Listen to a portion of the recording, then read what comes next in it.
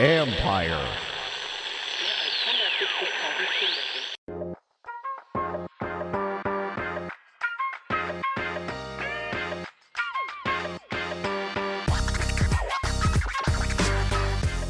Welcome to Inside the Cap. I'm your host, Joel Corey. You can find me on Twitter at CoreyJoel, CorryJoel, and also read my regular CBSSports.com column, Agent's Take on NFL contract and salary cap matters. The final days before the NFL trading deadline started out with a bang and ended for whimper. After Sunday's Week 8 games were completed, we had one surprising blockbuster trade and then a bunch of minor trades where nobody of any real consequence or significance in terms of name value was traded after that. But on Monday, before the Tuesday 4 p.m. Eastern trading deadline, Von Miller was traded from the Broncos to the Rams for 2022 second and third round picks. As a part of the process, the Broncos are going to pay $9 million of Miller's remaining $9,722,222 salary. And how this works from a mechanical standpoint is you have to convert money into signing bonus pre-trade to buy it down.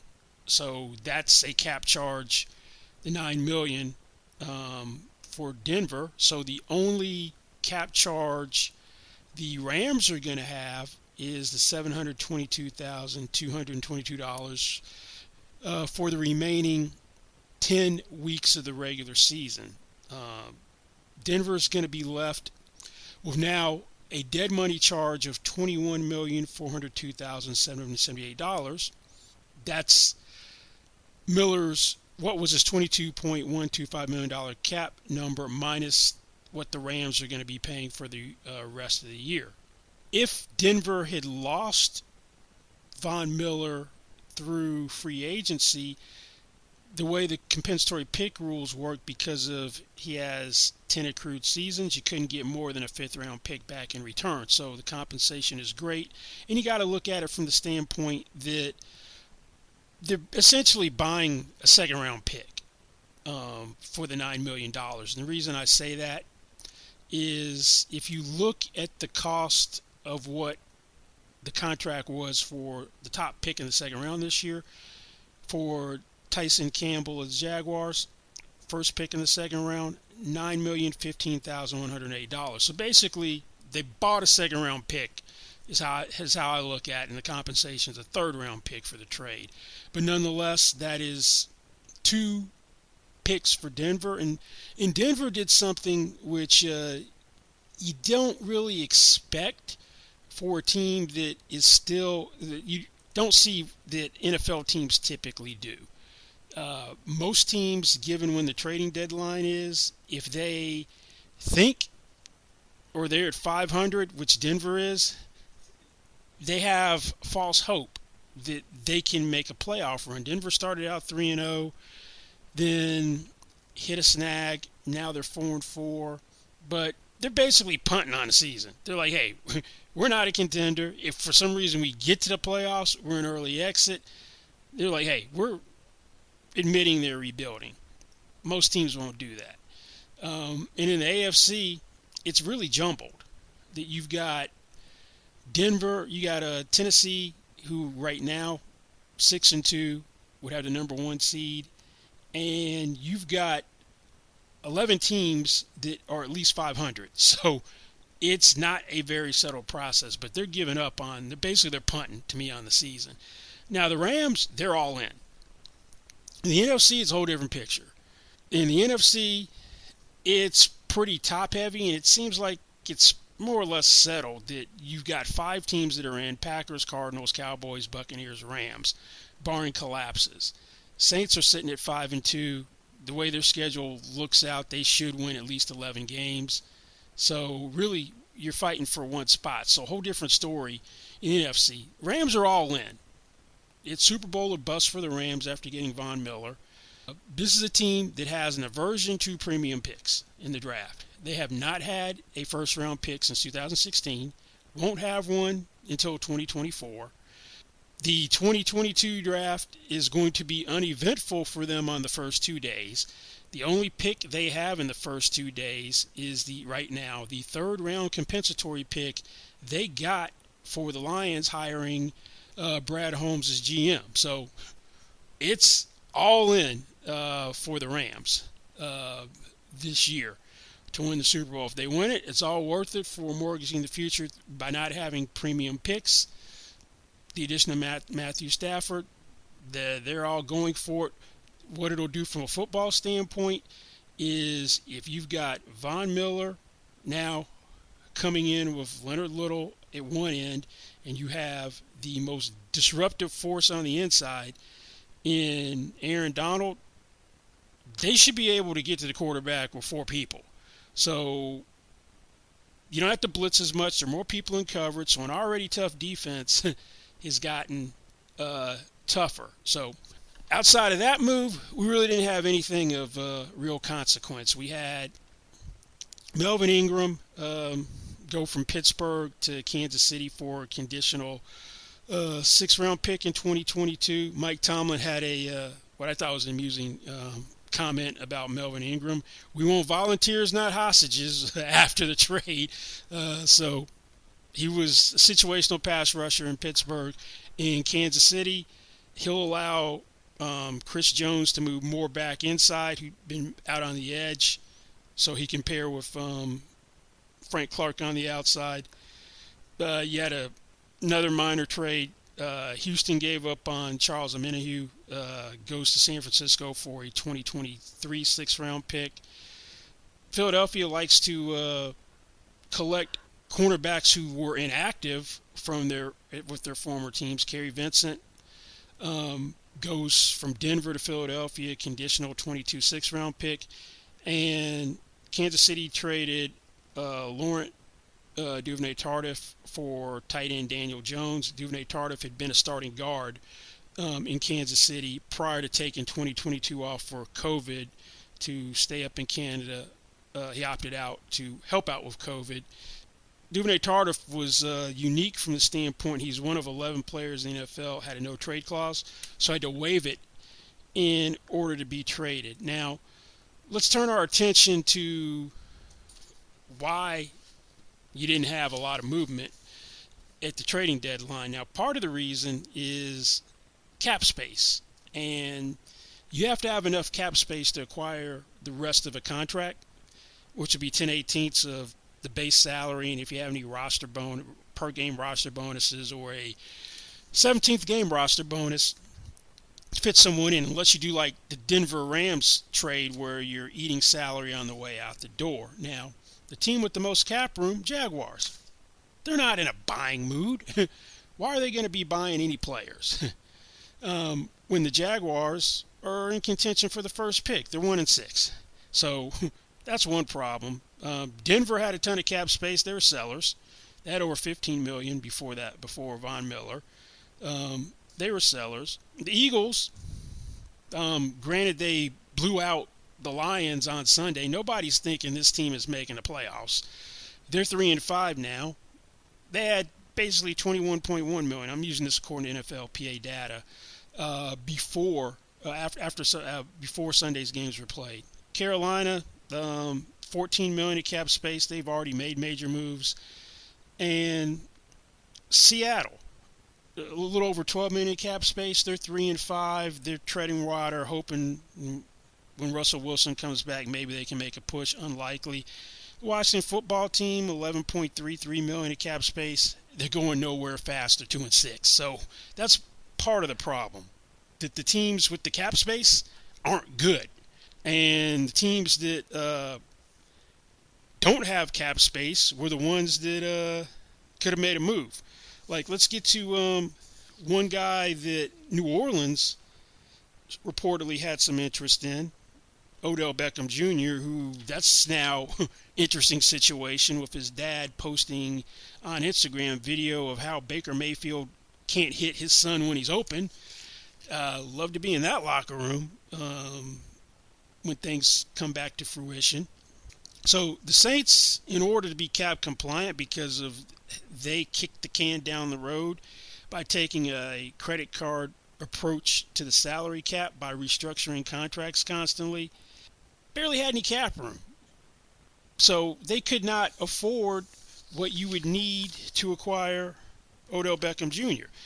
He had a $14.5 million base salary for the season, so you would need $8,055,556 to acquire him.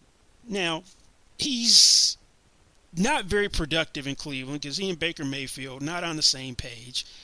But Cleveland, if they're going to eat a bunch of salary out the door, they're going to want more compensation than you should be willing to give up for Odell Beckham Jr. based on what he's done in Cleveland. He went for a first-round pick plus a fourth-round pick in I think, Jabril Peppers when Cleveland acquired him. Mike Tannenbaum, former Dolphins GM on ESPN today, said third-round pick for Beckham. But if you got to eat salary, you're going to want more than that. So the Saints aren't in a position where they could restructure any contracts to accommodate him like the Cardinals had to do to fit Zach Ertz in, because they've restructured everybody, and you couldn't do anything with the biggest cap number left on the team, Marcus Williams. He's on a franchise tag at $10.621 million. You can't add voiding dummy years to lower the cap number for a guy on a franchise tag. You could do it for a guy on a fifth-year option, but not a guy on a franchise tag the way the CBA rules read. So that was going to be a problem. Maybe Green Bay could have been an option to placate Aaron Rodgers to get another pass catcher in there with Robert Tonyan going down with the season-ending knee injury on Thursday night against the Cardinals. Then Odell Beckham has salaries of $15 million in 22 and 2023. I don't think he's in Cleveland next year. They're unguaranteed. They'll probably try to trade him, and if not, have to cut him. I would have loved to have seen Allen Robinson get out of Chicago, because he's basically useless in Chicago, because Justin Fields does not throw to him at all. This is a guy that had been highly productive, one of the most productive receivers in football previous 2 years with substandard quarterback play. He's on a franchise tag of $17.88 million, so you'd need just under $10 million to accommodate him. Nobody could do that. And you can, with a franchise tag player, eat salary on the way out the door. So $9,933,333 is what you need to acquire him. So I would have loved to have seen him go someplace. And obviously, if the Bears were going to need a bunch of salary, they probably want at least a second-round pick for him. So that wasn't happening. Xavier Howard, the Miami Dolphins, extremely disappointing this year, 1-7. He wants a new contract. They placated him this year by doing a Band-Aid approach with him, by adding incentives and shifting money around for him. But you would need, between the remainder of his base salary, the 17th game roster bonus, and the likely to be earned incentives, $8,418,627 to acquire him, plus the compensation for a guy of his caliber. Led the NFL in interceptions last year with 10, Defensive Player of the Year candidate. Not playing nearly as well this year, under contract through 2024 for a little over $39.3 million, but he's going to want a new deal, so that's at least a first-round pick. That's why he didn't move. Raiders had some interest in Fletcher Cox. Now, this was one of the more complicated or complex restructures for cap purposes I've seen in a while, which was problematic for why he didn't get traded. He's not playing that well in Jonathan Gannon's new scheme in Philadelphia. He's used to being more aggressive. Gannon's scheme is more read and react. But Basically, what Philadelphia did was they did a double restructure of a signing bonus and an option bonus for next year, added in two voidable years for 2025 and 2026 for proration purposes. So they converted everything but his 1.075 million base salary to signing bonus and added in the compensation for the 17th game he would have gotten under the CBA rules, which goes away when you do more than a simple contract restructure. So he's not in a worse position. So they did that for both years with the option bonus as well. So $14 million, $807,353 signing bonus. And then the option bonus for next year, $15,927,059. And they dropped his 2022 base salary to his league minimum 1.12, but it's structured in a way where first the base salary is going to be $17,047,059, and it would be fully guaranteed if he's on the roster the third day of the league year. The option that has to be exercised from the first day of training camp and between the first day of the league year, and that's when you'd get the decrease with the option bonus. So there'd be a slight window if he'd been traded for a team to get out of it and not have to deal with anything. But because of the previous restructures in this one, the dead money, and Philadelphia is comfortable with large amounts of dead money. Carson Wentz, the largest amount ever, it's a little over $33.8 million for his trade to Indy in dead money. The Fletcher Cox dead money in 2022 would be $25,701,000. So if you're going to have that mass amount of dead money, they're going to want a day two pick. So that's why he didn't get traded. Brandon Cooks expressed some displeasure when Mark Ingram got traded from Houston back to New Orleans. He actually would have been cheap from a cap space standpoint because of a previous salary conversion of $10 million. So you'd only need $1,830,066 for him. Under contract in 2022, non-guaranteed $13,735,294. That includes the 17th game roster bonus. The base salary is $12.5 million. He didn't go anywhere as well. Kyle Fuller, since Denver's punting on the season, thought he might go somewhere.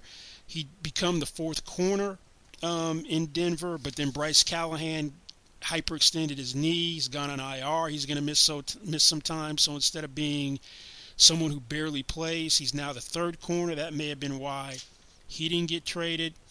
You would have needed $5,294,118 for him. Marcus May and the Jets were nowhere close to a contract this year when he was franchised. I don't think they'd franchise him again. And if they weren't close this time, they won't be next time. You've needed $5,895,555 for him. You could have done the eating some salary as well. Another guy didn't go anywhere that had been bandied about, Akeem Hicks, last year of contract for the Bears. They're going nowhere fast after losing to the 49ers. But Matt Nagy and Ryan Pace probably have incentive to win. They're 3-5. Jobs could be on the line, so maybe that's why they weren't going to really look to move him. $10.4 million base salary, $5,777,778 is what's left for him. Trey Flowers, bad fit in Detroit, who is winless. Nobody want to take on this contract.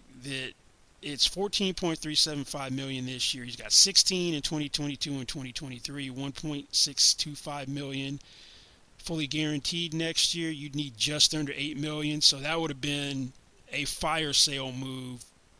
That would have screamed New England. Go back there where it was successful, but you'd have to get rid of the guarantee or adjust the 2022 salary for New England and be interested in something like that. But he's not going to be around next year. They're going to release him. And let's see. One more guy who didn't get traded that should be expendable. Zach Cunningham in Houston, since they're getting rid of people from the old regime. He was the third highest paid off-ball linebacker prior to the market moving this year with Fred Warner and Darius Leonard's new deals. The deal averaged $14.5 million per year. They converted everything but his $990,000 base salary into signing bonus previously, so that was a $7.51 million conversion. He also had per game roster bonuses, so you would have had $294,118 of those left. So you would have needed $844,118 for him. Then he was under contract 2022 through 2024 for $10.5 million. Next year becomes injury guaranteed, fully guaranteed. I think fifth day of the league year. Then $11.5 million, then $13 million, $35 million over 3 years. He has gone from being an every down linebacker to now basically Kamu Grugier-Hill and Christian Kirksey are getting the bulk of the play time.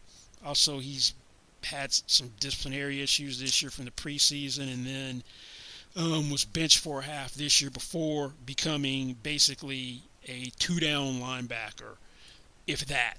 But now maybe they kept him around. Kirksey may be out for the year, having surgery on his hand, so he's going to get thrust back into a larger role for playing time. But I don't see Zach Cunningham having a real future in Houston. That would have been a team who thought that they could fit him in, and he'd be someone who would have been there for more than 1 year. He wouldn't have been a rental for the rest of the season. I'd look for them to try to trade him after the season. But if you wanted to have more movement with the trades, you're probably going to have the trading deadline moved back closer to Thanksgiving. So some of these teams who have false hope would be thinking, I'm out of it, and let's try to move. They'd be more receptive to making moves, and maybe teams that were at that point clearly thought that they were true Super Bowl contenders would be more willing to do what the Rams did and go all in. Okay, now let's move to the big fish that wasn't traded. Deshawn Watson. There are just too many moving parts for a deal to get done this year, and it's something that, quite frankly, wasn't on my radar screen to get done prior to the trading deadline until Houston Chronicles' John McClain reported the week before last that there's a possibility that he could be dealt. And then he subsequently reported that compensation had been agreed upon, the framework of a deal, but Stephen Ross, the owner of the Dolphins, wanted the legal issues resolved before executing the trade. And the reason why this wasn't going to get done is Deshaun Watson has those 22 civil lawsuits he's facing for sexual assault and misconduct during massage therapy appointments, then 10 criminal complaints. Then also Ross wanted clarity on whether he'd be suspended under the personal conduct policy. Would he be available to play immediately? We got a hint of that from Roger Goodell last Tuesday in a press conference when he said he didn't feel there was enough information at this time to put Watson on the commissioner's exempt list or paid leave of absence. And then what Houston wanted for compensation, they didn't want to discount the compensation for his potential unavailability. They reportedly wanted 3 first-round picks, 2 second-round picks, or the equivalent of the picks in 5 players. Is 5 players, so just too many moving parts to get a deal done. Now, under the personal conduct policy, the reason that Watson wouldn't go on the exempt list and Houston is doing him a favor, or he doesn't make a decision right now, because by mutual agreement, Watson's on the 53-man roster. He's getting paid his $10.54 million base salary. He doesn't practice, doesn't show up to games. He don't want to play for them. They don't want him to play either. So he essentially has a paid leave of absence, but you have to be formally charged with felony offense or a crime of violence, sexual assault by force, or of a person who is incapable of giving consent are specifically mentioned as crimes of violence. Also, Goodell has the authority to put a player on the exempt list if an investigation leads him to believe that the policy has been violated by committing that type of conduct warranted by the circumstances and evidence. In terms of formally charged, indictment by a grand jury or filing of charges in a criminal court by a prosecutor or arraignment in criminal court are considered formal charges. So you got the 10 criminal complaints, Jim. He still could be indicted by a grand jury. So ultimately, it would not surprise me if Watson is suspended, because you don't need to have any type of criminal charges or conviction to be suspended, as long as there's credible evidence that players engaged in the alleged conduct. If you go by how some of the past cases have been resolved, Ben Roethlisberger about a decade ago, 6-game suspension for sexual assault allegations, no criminal charges. Domestic violence allegation with Ezekiel Elliott in 2017, 6-game suspension. Multiple policy violations by Antonio Brown, was suspended for the first 8 games last year. Now, this thing can be a double-edged sword for next off season. One, part of the problem is if you traded Watson this year and he's immediately eligible to play, and the Dolphins are the only team where he has waived his no-trade clause. He's one of the 11 players with a no-trade clause. That, let's say, gone to Miami, and he plays and plays well. Miami 10-6 last year, was supposed to be a playoff team, reels off wins. The picks that Houston was going to get, the 2022 first-round pick presumably, gets diluted because they played well. Now you'll have clarity on when the picks are, and Miami is his preferred destination. But let's say next offseason, one, you have clarity for the picks if you're Houston, because the draft order is going to be set. Two, you could potentially have more suitors, so Miami's rolling the dice from that standpoint.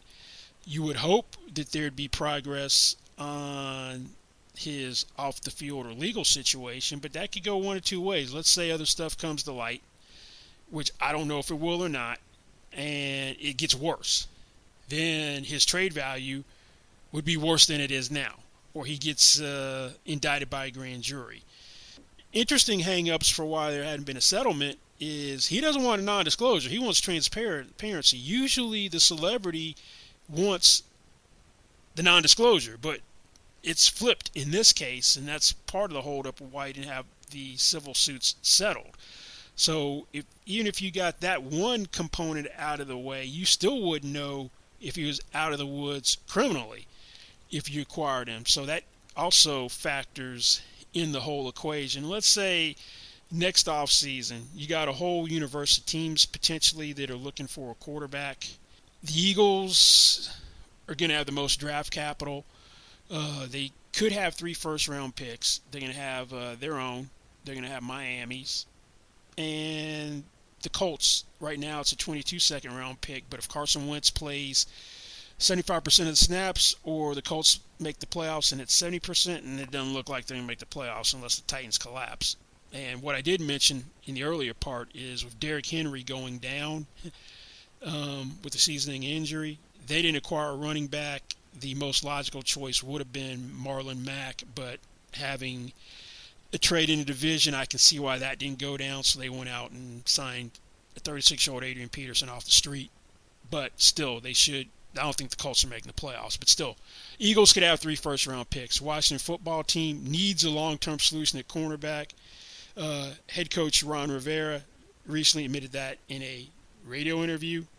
The Panthers dropped out of a pursuit of Deshawn Watson before the trading deadline. They were hot and heavy for him before acquiring Sam Darnold, who doesn't look like he's the answer. They gave up second, fourth, and sixth round pick for Darnold and the 5th-year option for $18.858 million, fully guaranteed. They'll probably be back in it.